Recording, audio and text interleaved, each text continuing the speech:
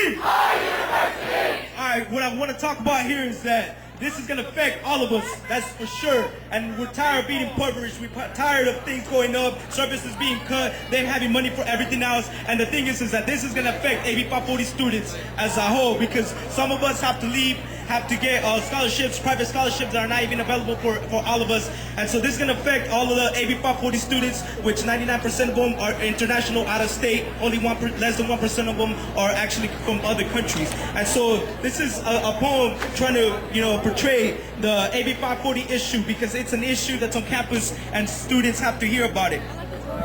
This is a letter to the president. This is a letter to the king, Malcolm Obama. I still have a dream. This is a letter to the president. This is a letter to the king, Malcolm Obama. I still have a dream. How can I ever make you feel? I tell you my grievances and close the gap, the distances. That sees the power for where the people live. I still have a dream. The dream of a pregnant woman walking north to the desert. That same dream of a southern slave with snap shackles guided by the crescent. That dream of being free and a better life. The dream of ending a painful strife. In my dream, I struggle as one of the sun stare. Twice pursuing the American dream. Twice running from America's nightmare. Mr. President, I still have a dream. All I want is to live in peace. But as a child, I grew up being told that people like me were either criminals or thieves. So I understand why there are people who are terrified to call police when many get cheated by crooked lawyers, feeling powerless because we're also taken advantage of by twisted employers. The country that watched me grow wants to get rid of me. We stabilize the sector of agriculture, but they paint us as the enemy. Mr. President, I see my mom's tears swell.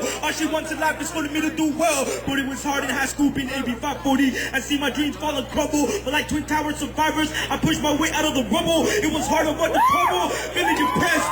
Because God knows that I gave it my best. My mother never raised a quitter. But all this American dream rhetoric to me was nothing but glitter. I remember elementary school, my teacher telling me that I couldn't be president. I was only a child that didn't understand when she said that I wasn't a resident. I came home and cried and asked, Mama, why is it that things are this way? Some of us joined the army, we're bleeding to stay. It's been 15 years and they still haven't got to my case. Sometimes I want to give up, feeling like I'm lost in a legal maze. That's when I close my eyes and I see my mother's face. Because she risked her life for me to see some better days. I'm just asking for my basic human right to freedom and education, the right to live in peace and contribute to this nation. Because watching parents are being taken in praise, sponsored by ICE, and the children are the ones paying the ultimate price. Mr. President, how can we grow old when ice is turning hearts cold? Hearts cold like when some of us are graduating from places like Harvard, but can't practice our profession for being undocumented. The pain is like having part of your heart amputated. Because how can we raise a family knowing any day we could get deported? Mr. President, this is part of the story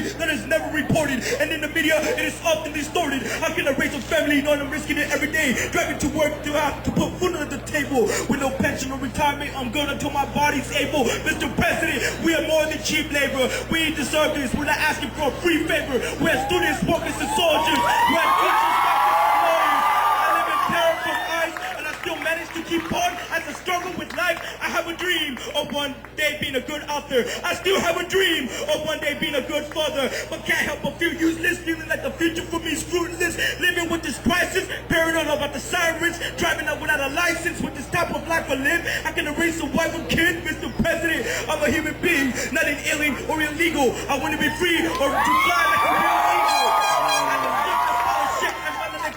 I want to be a teacher or probably a better historian, so I can write down and tell the border stories of so many wooden crosses, symbolic of corpses that once had a dream, but their dreams ended right there. I'm sick of living in this nightmare because I live in fear. I shed a tear for those who came with the dream and children and buried both here, for those who bear the pain of having to work here, listening to the children go back home to the promises of whisper on the phone and I heard through the ear, for those that left promising to be back in a year, for those that immigration detention centers fighting the case waiting indefinitely.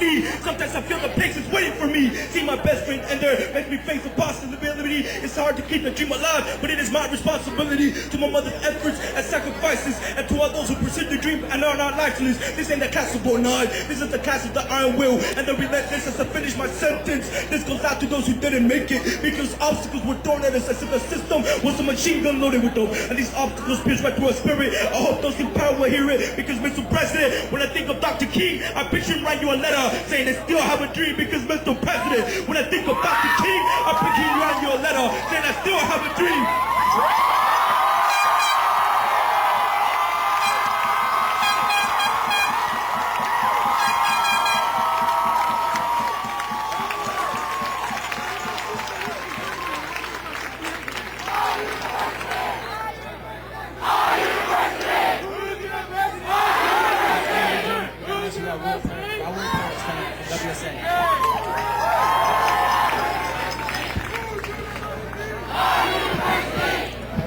They say cut back. They say cut back. We say fight back. They say cut back. We say fight back. What we have here at Irvine, what we have here in California, what is growing in this country is a movement that hasn't been seen in decades. This is a movement that is growing out of the contradictions of this system. What we see, like we saw during the anti-war movement, where we had students, we had the youth being called to sacrifice their life for a system that they did not believe in, for a system that was using them, a system that was using them, their bodies, to provide for the system that sees them as expendable. We're facing today a similar crisis, and I think that's why there's a lot of us out here. I think that's why there's a lot of us in other